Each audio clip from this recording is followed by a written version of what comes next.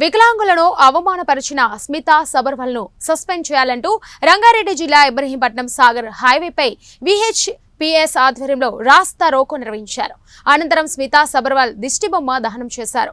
ఒక ఐపీఎస్ హోదాలో ఉండే వికలాంగుల పట్ల అనుచిత వ్యాఖ్యలు చేయడం ఎంతవరకు సమంజసమని విహెచ్ఎస్ రాష్ట్ర అధ్యక్షుడు జగ్గయ్య ప్రశ్నించారు.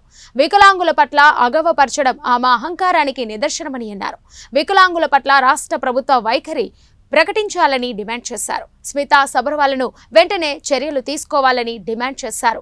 లేని ఎడల రాబోయే కాలంలో రాష్ట్ర వ్యాప్తంగా పెద్ద ఎత్తున ఉద్యమం ఉధృతం చేస్తామని హెచ్చరించారు.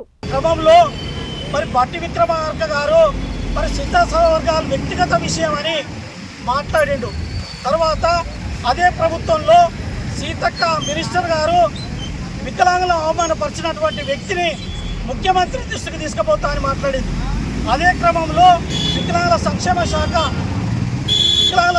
శాఖ మరి చైర్మన్ ముత్తినేని వీరయ్య గారు వికలాంగులపై అనుచిత వ్యాఖ్యలు చేసినటువంటి సబర్వాల్ గారిని మరి తక్షణమే విధుల నుంచి తొలగించాలని మాట్లాడింది. మరి ఒకే ప్రభుత్వంలో ముగ్గురు రకాలుగా మాట్లాడడం ఏంటని మాకు అనుమానం వ్యక్తమవుతుంది.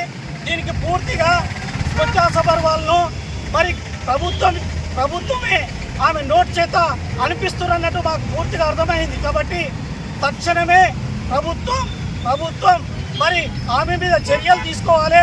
దీని మీద ముఖ్యమంత్రి రేవంత్ రెడ్డి గారే దీనికి సమాధానం చెప్పవలసిన అవసరం ఉన్నది. కాబట్టి ఆ ఆఫీసర్ను కేసుకు రావడం ఏందనేది ఇట్లా మేము ప్రభుత్వాన్ని ప్రశ్నిస్తున్నాం.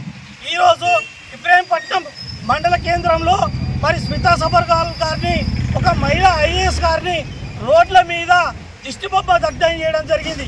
ఆమెకి ఇప్పటికైనా కనీసం వికలాంగుల మీద ప్రేమ ఉంటే ఇప్పటికైనా క్షమాపణ చెప్పాలని మేము ప్రధానంగా డిమాండ్ చేస్తున్నాం. అప్పటికి క్షమాపణ చెప్పకపోతే మేము అసెంబ్లీ జరుగుతున్న క్రమంలో మేము అసెంబ్లీని ముట్టడించడానికి వెనుకాడమని డిమాండ్ చేస్తున్నాం. వర్ధిల్లాలి